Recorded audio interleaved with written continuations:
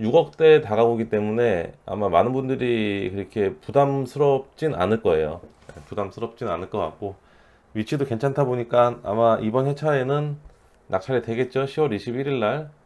관심 있는 분들은 한 번씩 보시길 바라겠고요. 제가 카페에다가는 영통에 있는 6억대 다가구 97 대책 여파로 떨어졌나 이렇게 써놨는데, 이 물건 보도록 하겠습니다. 자, 메탄동에 있는 물건 보도록 하겠습니다. 요즘에 수원 영통에 물건들이 종종 나오고 있어요. 한동안 수원에 물건이 안 나왔다가 최근에 수원에 물건들이 좀 나오는 것 같습니다. 사건 번호는 2024-97668번이니까 이 사건 번호 참조하시면 되고요. 특별한 내용은 없는 것 같아요. 토지 건물 일괄 매각이고 임차권 등기는 되어 있다. 근데 뭐 임차권 등기는 돼 있어도 큰 신경 쓸 필요는 없죠. 주소는 영통구 메탄동에 있는데 메탄동 111-44번지에 위치해 있어요. 111-44번지에 위치해 있고, 건물 외관 상태로 보면은 괜찮아요. 신축급의 건물로 보이고요. 사용 승인일은 2019년이니까 한 6년 정도 됐습니다. 네, 6년 정도 됐으니까 뭐 신축이라고 봐도 되겠죠. 신축이라고 봐도 될 것 같고, 일단 건물의 현황을 볼게요. 1층에는 2종 근린생활시설로 되어 있고요. 2층에는 2가구, 3층에 2가구, 4층에 한 가구로 되어 있습니다. 이렇게 되어 있고요. 2층 2개, 3층 2개, 4층 하나라고 생각을 하시면 돼요. 보통 이런 주택은 4층에 거주하면서 2, 3층, 1층까지 임대를 주는 전형적인 주택이고요. 깨끗한 것 같습니다. 일단 위치를 먼저 한번 보도록 할게요. 위치를. 수원시 영통구 메탄동에 위치해 있어요. 위치는 괜찮습니다. 여기가 삼성전자 본사가 이렇게 위치해 있고요. 우리 최근에 삼성전자 본사 뒤쪽에 있는 물건들이 몇 개 경매가 나왔었고, 그리고 아마 이쯤에도 지금 경매 나온 물건이 있을 거예요. 아, 이쯤이구나. 아니구나. 아무튼 요쯤에 경매 나온 게 지금 진행되고 있는 게 있고, 오늘 보는 물건은 여기 영통경찰서 인근에 위치한 다가구 주택입니다. 위치도 그렇게 빠지진 않아요. 이게 아주대학교가 있고 아주대 병원 있고, 사실 거리는 좀 되기 때문에 아주대학교 학생들의 수요를 받는 입지는 아닙니다. 그런 입지는 아니고요. 아마 수원에 있는 직장인들 위주로 해서 임차 구성이 될 것으로 보이는 주택이고요. 위치는 괜찮은 건물이에요. 로드뷰를 보도록 할게요. 자, 인근에 보면 이렇게 빨간 벽돌의 건물들이 많습니다. 전형적인 구도심에 위치한 건물이고요. 오늘 저희가 보는 건물은 이 건물이죠. 네, 이 건물입니다. 주변에는 빨간 벽돌 건물들이 많은데 오늘 저희가 보는 물건은 그래도 경쟁력이 있어 보이네요. 주변에는 다 빨간색 벽돌 건물이고 오늘 저희가 보는 건물만 이렇게 지금 신축으로 되어 있는 상태입니다. 옆으로 가면 이렇게 놀이터도 있어요. 놀이터도 있고 도로도 그렇게 좁진 않습니다. 이 끝차선에는 지금 주차가 되어 있고 이쪽으로 차량 교행은 될 것 같아요. 어느 정도 될 것 같고, 오늘 저희가 보는 집 앞으로도 도로 폭은 어느 정도 확보가 되어 있습니다. 주차하러 들어가거나 나오거나 할 때도 큰 무리는 없을 것 같습니다. 도로 폭은 괜찮고 또 이렇게 일방통행이네요. 일방통행으로 되어 있어요.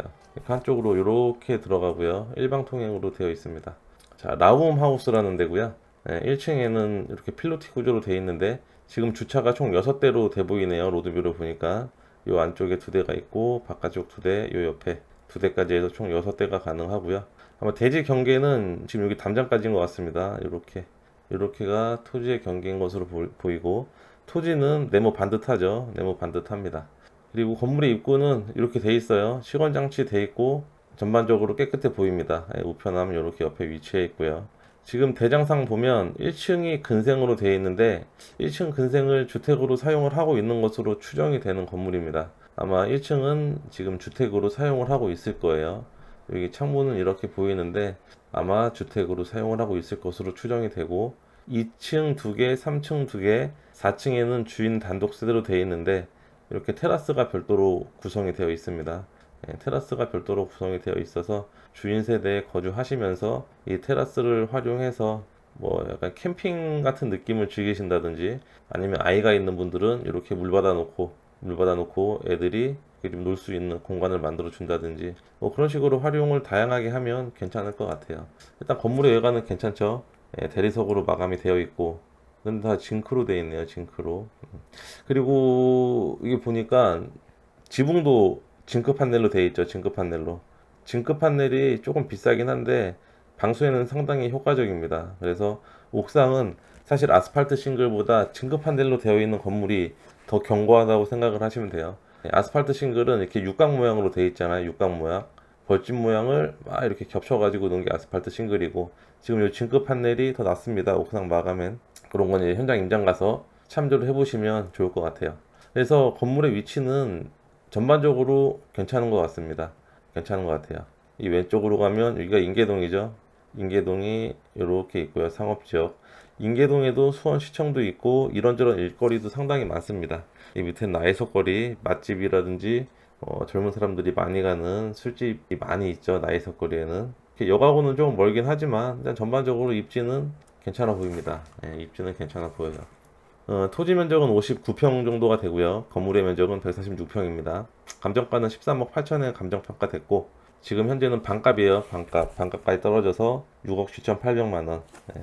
근데 영통에 있는 다가구 주택이면 그래도 전회차에 누군가가 가지고 갔을 수도 있을 것 같은데, 이렇게 한번 또 유찰이 됐네요. 그래서 6억 7,800까지 떨어졌고, 입찰기일은 10월 21일이니까요. 아마 이번 회차에는 낙찰이 되지 않을까 저는 유력하게 생각을 하고 있습니다. 예.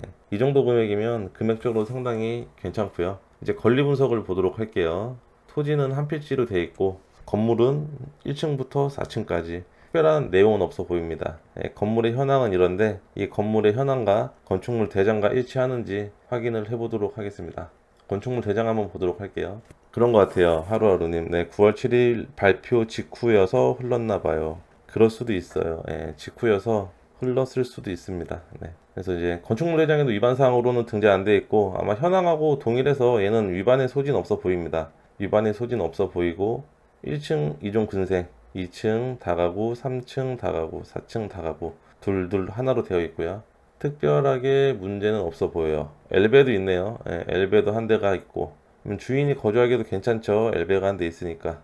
엘베 한 대 있는 거는 장점이고요. 주차는 총 5대네요. 5대. 제가 현장 사진 봤을 때는 6대로 보였는데 주차는 5대가 가능하고요. 사용 승인일은 2019년, 6년 정도 됐으니까 괜찮죠. 예, 새 거라고 보입니다. 신축급이고 특별하게 변동사항도 없어요.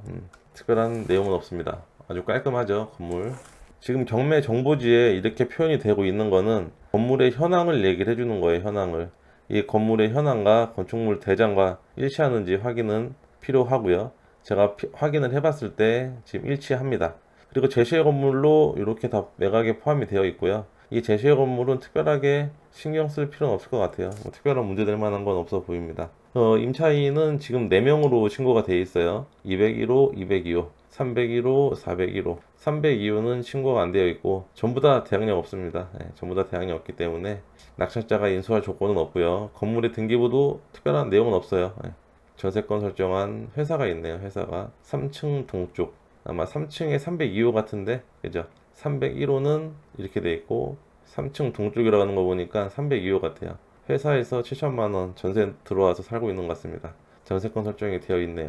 근저당이 말소 기준 권리이기 때문에 특별한 문제는 없고요. 자, 여기서 팁 하나 드리고 가면, 전세권 설정이 다가구 주택에서는 절대 말소 기준 권리가 될 수 없습니다. 우리 아파트나 빌라에서는 전세권 설정이 제일 빠르다면 말소 기준 권리가 될 수 있는데, 다가구 주택 같은 경우에는 전세권 설정이 말소 기준 권리가 절대로 될 수 없어요. 그 원인은 전세권이 말소 기준이 되기 위해서는 대전제가 있습니다. 대전제가 건물의 전체여야 되는데, 전세권 설정 자체가 다가구에서는 건물의 전체로 설정해 놓은 게 아니라 지금 여기처럼 일부 범위만 설정을 해놨잖아요. 이래서 말소 기준 권리가 될 수 없는 거예요. 대전제에서부터 맞지가 않으니까 다가구에서는 혹시 전세권이 가장 선순위에 있다고 하더라도 말소 기준 권리가 되지 않는구나, 그렇게 생각을 하시면 돼요. 근데 어차피 얘는 이 근저당이 말소 기준 권리이기 때문에 뭐 전세권 신경 쓸 필요 없죠. 다 소멸이 되는 권리입니다. 임차권 등록돼 있고 가압류, 강제경매, 토지도 특별한 내용 없어요. 예. 뭐 권리상 하자는 없는데 이때 유찰돼서 이제 6억 7,800. 이번 회차에 아마 많은 분들이 관심을 갖겠죠. 이번 회차에 많은 분들이 관심을 가질 것 같습니다. 사진 한번 볼게요. 건물의 외관 아까 제 로드뷰로 봤을 때랑 비슷하고, 건물의 전면 내부도 상당히 깨끗한 것 같습니다. 이렇게 보면, 자, 내부 볼게요. 3층 내부도 타일로 되어 있네요. 타일로 되어 있고 깨끗해 보입니다. 예, 타일도 큼지막한 타일로 붙였네요. 조그마한 타일로 붙인 게 아니라 큼지막한 타일로 붙였고 무광인 것 같은데, 예, 302호, 302호. 401호. 4층 주인 세대네요. 주인 세대. 엘베도 이렇게 있네요. 엘베도 그렇게 작아 보이진 않더라고요. 아까 도면 봤을 때 13인승이었나 그랬는데 엘베도 뭐 그렇게 작아 보이진 않습니다. 1층 도면이 여기 있네요. 도면 한번 볼게요. 1층에는 지금 공부상 근생으로 되어 있는데 아마 제 생각에는 주택으로 쓸 확률이 상당히 많아요. 상당히 많고 건물 입구로 이렇게 들어오면 엘베가 13인승이 있네요. 13인승이 있고 장애인용 엘리베이터 꽤 큰 것 같아요. 보통 우리 다가구 같은 다가구 주택 임장 가면 엘베가 상당히 작은 주택들이 많거든요. 근데 여기는 13인승이면 꽤 넉넉해 보입니다. 그래서 이렇게 들어가면은 이제 여기가 현관 입구이고 여기는 뭐 창고처럼 쓸 수 있는 데인가? 아무튼 이렇게 있는 것 같아요. 그리고 이렇게 돼 있는데 아마 저는 사무실로 안 쓰고 주택으로 사용을 할 거라고 추정이 됩니다.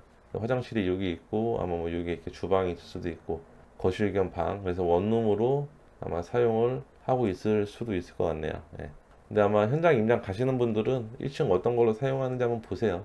보시면 될 것 같고 2층 201호 202호 201호가 지금 투룸으로 되어 있죠. 예, 투룸으로 되어 있고 확장형 발코니니까 여기도 이제 크게 확장이 되어 있고 거실도 확장이 되어 있겠죠. 그리고 202호도 투룸으로 되어 있네요. 구조는 괜찮은 것 같아요. 주방 거실, 얘는 주방하고 거실하고 분리가 되어 있어요. 그래서 201호 202호 다 투룸으로 되어 있고 화장실은 하나씩 있네요. 하나씩. 예, 안에 드레스룸도 있고 얘는 구조는 괜찮은 것 같습니다. 자, 다음 볼까요? 2층. 3층도 2층하고 동일한 것 같아요. 구조 보면 그죠? 동일하죠. 얘는 감정평가사가 그래도 이쁘게 이렇게 표시를 해줬네요. 감정평가사가.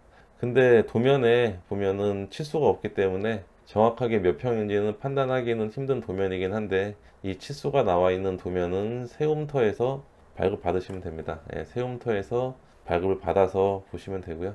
자, 2층하고 3층은 동일한 구조로 되어 있죠. 동일한 구조로 되어 있고 4층 이제 주인 세대로 되어 있습니다. 주인 세대로 되어 있고 아마 주인 세대는 복층으로 되어 있는 것 같아요. 이 내부 견을 통해서 복층을 이용을 할 수가 있어요. 예, 들어오면 바로 거실, 주방, 안방 이렇게 있고요. 안방 안에 욕실은 2개가 있어요. 자, 복층 구조가 나오나 한번 볼까요? 복층 구조가. 여기 테라스, 아까 우리 로드뷰로 봤을 때 테라스 있었죠. 그리고 옥탑층, 이게 복층이네요. 복층. 복층으로 올라가면 아마 이렇게 문이 2개가 있나 봐요. 문이 2개가 있어서 복층이 이렇게 되어 있는데 복층의 층고는 어떤지는 모르겠습니다. 예, 층고는 한번 측면도를 보면 알 것 같은데 근데 층고는 그렇게 낮을 것 같진 않아요. 낮을 것 같진 않고 그리고 옥탑층, 다락층에는 자, 다락층에는 원칙적으로 이 바닥에 난방이 되면 안 돼요. 그리고 화장실이 있으면 안 되는데 보통 일반적으로 준공 받고 나서 바닥에 다 그 보일러 깔아놓고 화장실도 만든 데도 있고 그렇게 운영이 되거든요. 그래서 일단 이런 것들은 낙찰 받고나 알 수 있는 거죠. 바닥에 난방이 되어 있는지 다락에 화장실이 있는지 이런 것들은 낙찰 받고 확인이 가능하다. 그래서 얘도 이제 월세 한번 대충 볼게요. 그래서 이번 회차에는 얼마나 얘가 메리트가 있는지 같이 검증을 해보도록 하겠습니다.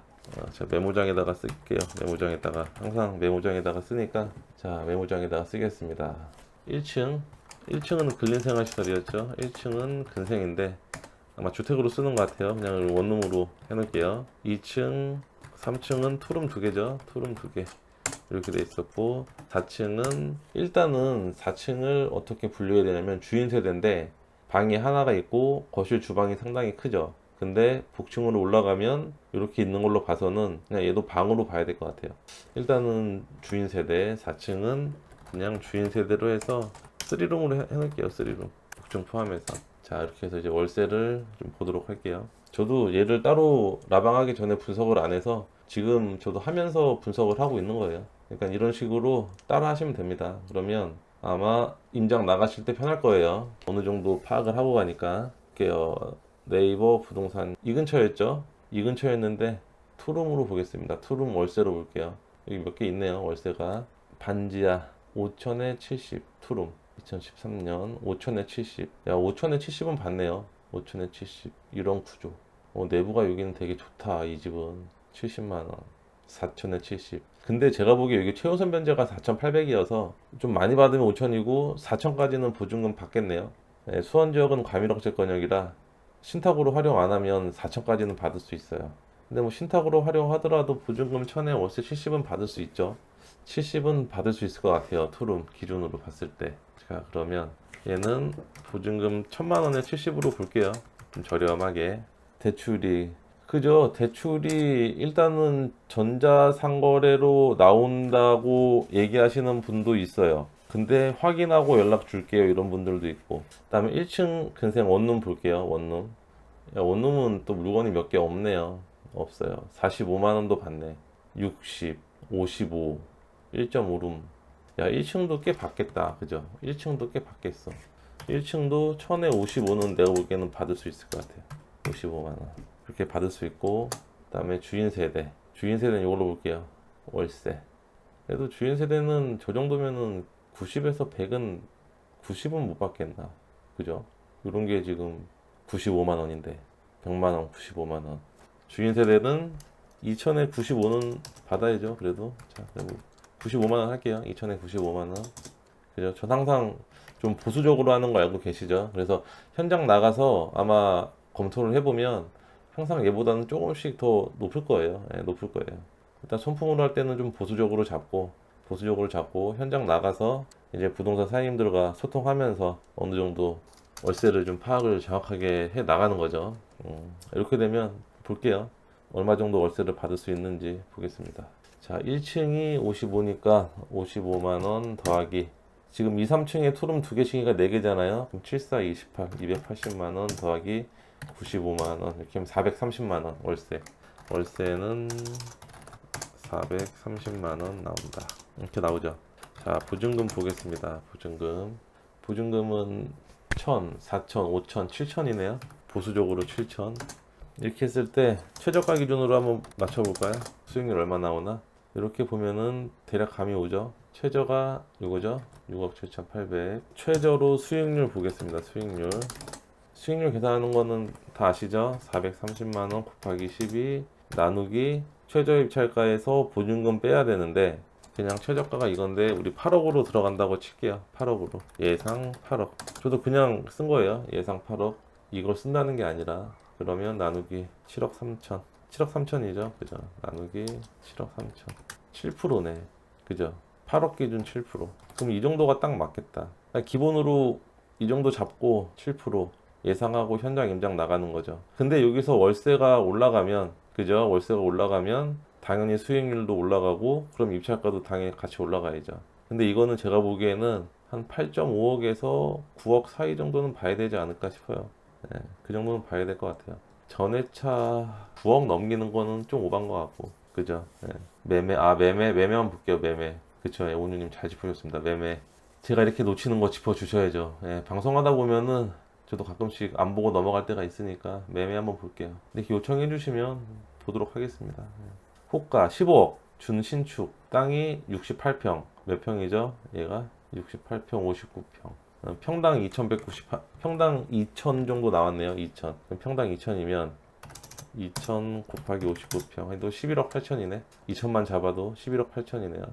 이런 것들은 오래된 건물이니까 볼 필요 없고 88년식 새로 지어야 되는 건물이고 새 것만 봐야죠. 이것도 신축 14억 9천 61평. 예, 여기 있죠. 기보증금이 6,300만 원에 335만 원. 이거 수익률 진짜 안 나오겠는데 매매로 나온 거 수익률 계산 한번 해봐야겠다. 6억 3천이 아니라 6,300이 맞는 거죠. 곱하기 12 나누기 수익률 3% 이거는 좀 뭐 문제가 있다 이거는. 그죠? 예. 나가겠어요. 내 보기에는 기보증금이 6억 3천일 것 같아요. 이거 잘못 쓴 것 같은데 2층에 원룸 하나 투룸 2개 이렇게 큰데 그래? 이거밖에 안 나오나 월세가? 한번 현장 한번 나가봐야 되겠네요. 이게 맞으면 충격인데 이게 맞다면 충격인 것 같은데 너무 월세가 작은데 6억 3천 17억 9천 66평 요런 게 요것도 둘둘하나예요. 보니까 둘둘하나 215만 원. 얘는 보증금이 4억 2천에 월세 215 17억 9천. 이거는 좀 심했다. 그죠? 근데 여기 평당 가격을 보면은 다 2천이 넘어가요. 2천이 다 넘어간단 말이에요. 이런 거 오래된 거 빼놓고 15억 2,300 2,800까지 나와 있네. 그죠? 얘도 15억 2,100. 제가 보기에는 그냥 이것도 평당 보수적으로 한 2천 정도 잡으면 그냥 매매가 토지로 곱해야 되잖아요. 그죠? 토지 가격으로 곱하면 얘가 59평이니까 이 정도는 뭐 매매가 가능하다고 볼 수 있을 것 같아요. 그래서 한 9억까지 낙찰 받아도 한 2억 이상 싸게 낙찰 받는 거니까 제가 보기에는 한 9억 정도에 한번 가보세요. 한 8억 5천에서 9억까지도 9억까지도 봐야 될 수도 있을 것 같은데 9억까지 안 갈라나? 아무튼 요즘에 막 이런저런 규제 때문에 종잡을 수가 없어요.